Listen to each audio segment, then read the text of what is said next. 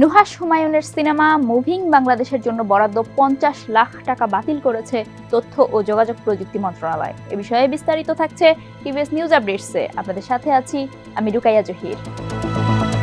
4 বছর আগে moving Bangladesh cinema নির্মাণের ঘোষণা দিয়েছিলেন নুহাশ হুমায়ুন। প্রথম দিকে প্রযোজক সংকট থাকলেও পরে বেশ কিছু বিদেশি উৎসব থেকে সিনেমাটি তহবিল পায়। তখন সিনেমাটির সঙ্গে যুক্ত হতে আগ্রহ দেখায় তথ্য ও যোগাযোগ প্রযুক্তি বা আইসিটি মন্ত্রণালয়।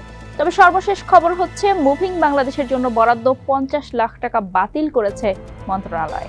আইসিটি মন্ত্রণালয় থেকে জানা গেছে, আওয়ামী লীগ সরকার ক্ষমতায় থাকার সময়ে 2022 সালে চিত্রনাট্য পড়ে সিনেমাটির জন্য 50 লাখ টাকা বরাদ্দ ঘোষণা করা হয়েছিল।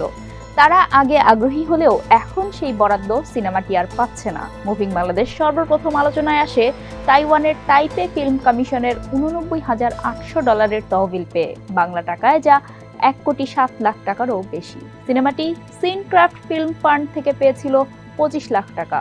টোকিও গ্র্যান্ড ফাইন্যান্সিং মার্কেট, কান উৎসবের মার্শেদু ফিল্ম বাজার, লোকার্ণ চলচ্চিত্র উৎসব ও ভারতের ফিল্ম বাজার থেকেও নানান সহযোগিতা পেয়েছে সিনেমাটি।